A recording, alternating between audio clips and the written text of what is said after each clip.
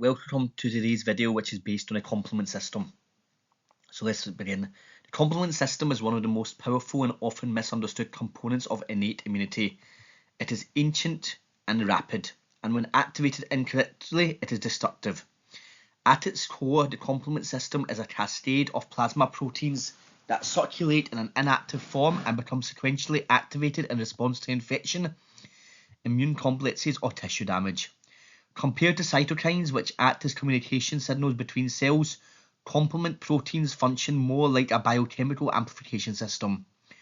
Once triggered, the cascade rapidly escalates, producing a coordinated immune response involving opsonization, inflammation, and direct lysis of pathogens.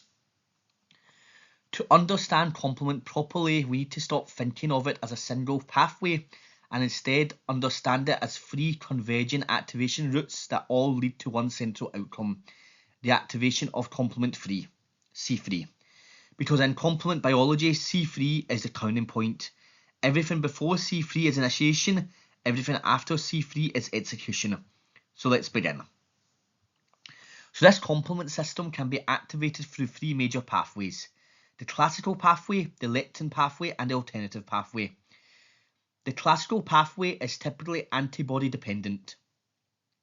It is activated when antibodies such as IgG or IgM bind to antigens on the surface of a pathogen. This antibody-antigen complex then binds to C1, the first component of the classical pathway. C1 is not a single protein but a complex composed of C1q, C1r, and C1s. C1q is responsible for recognizing the Fc region of antibodies. Once it is bound, it activates C1r and C1s, which initiates a proteolytic cascade. This leads to a cleavage of complement proteins, such as C4 and C2, forming the C3 convertase known as C4b2a. And this is where we reach the central step, cleavage of C3. C3 is the most abundant complement protein in plasma, and its activation is the key amplification step of the entire system. When C3 is cleaved, it produces two fragments, C3a and C3b. C3a functions as an anaphylactic toxin, promoting inflammation by increasing vascular permeability and recruiting immune cells. C3b binds covalently to pathogen surfaces, acting as an opsonin. What this means is that it tags pathogens for destruction by phagocytic cells such as macrophages and neutrophils. At the same time, C3b contributes to the formation of C5 convertase, pushing the cascade forward towards the terminal pathway. So let's look at the lectin pathway now. So this operates in a similar manner to the classical pathway, but it does not require antibodies. Instead, the lectin pathway is initiated by pattern recognition molecules such as mannose-binding lectin, also known as MBL. MBL recognizes carbohydrate structures commonly found on microbial surfaces, particularly mannose residues. Once MBL binds to a pathogen, it activates MBL-associated serine proteases, for short MASPs. These proteases cleave C4 and C2 again, forming the same C3 convertase as the classical pathway, C4b2a. So this convergence is quite important. Despite different triggers, both pathways funnel into the same central amplification step at C3. The alternative pathway is distinct because it does not rely on antibodies or lectin recognition. Instead, it is continuously active at a low baseline level through spontaneous hydrolysis of C3. This process is sometimes referred to as takeover. When C3 spontaneously hydrolyzes, it forms a reactive intermediate which can bind factor B. Factor D then cleaves factor B, forming the alternative pathway C3 convertase, which is C3b-BB. This convertase is stabilized by properdin, allowing sustained amplification of complement activation on microbial surfaces. The alternative pathway therefore functions as an innate immune surveillance system, constantly sampling the environment for signs of infection. Once any of these three pathways generate sufficient C3b, the system enters a powerful amplification loop. So now we move beyond C3 into the terminal complement pathway. So here what happens is C3b combines with existing convertase complexes to form C5 convertase. C5 convertase cleaves C5 into C5a and C5b. Regarding C5a, this is one of the most potent inflammatory mediators in the immune system. It is a powerful anaphylatoxin and chemotatic signal for neutrophils. It increases vascular permeability and strongly amplifies inflammation. C5b then initiates assembly of the membrane attack complex, or MAC. So the composition of MAC is C5b, C6, C7, C8 and multiple units of C9.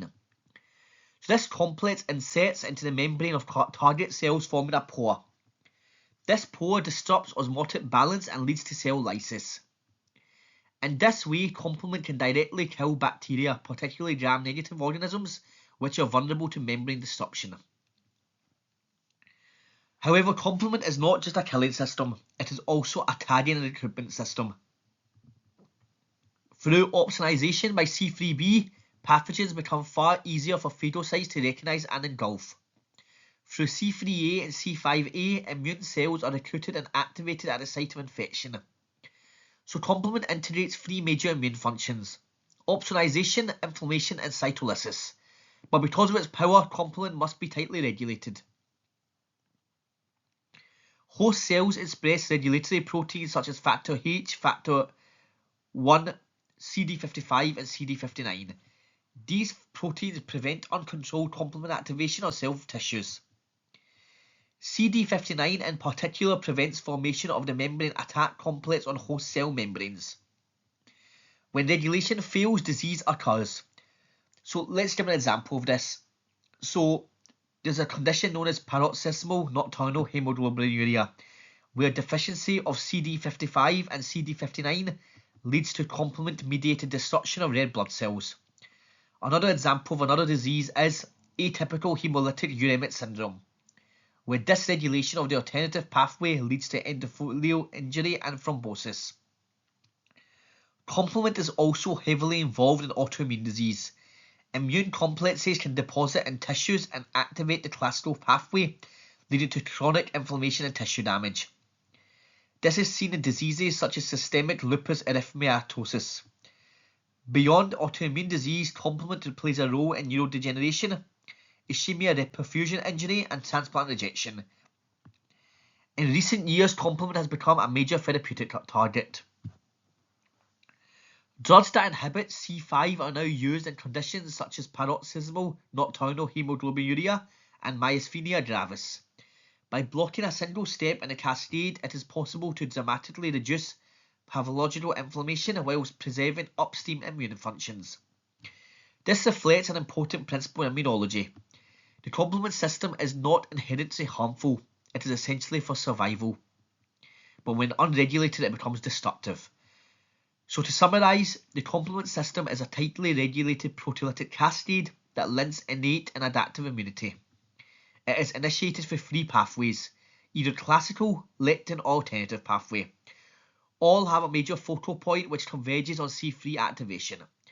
This leads to opsonization, inflammation through anaphylatoxins, and direct pathogen killing via the membrane attack complex. Complement is one of the immune system's fastest and most powerful effector mechanisms, and understanding it is essential to understanding inflammation, infection, and immune-mediated disease. Because in immunology, communication alone is not enough. Sometimes the body needs a system that just does not signal. It needs one that executes, and that system is complement.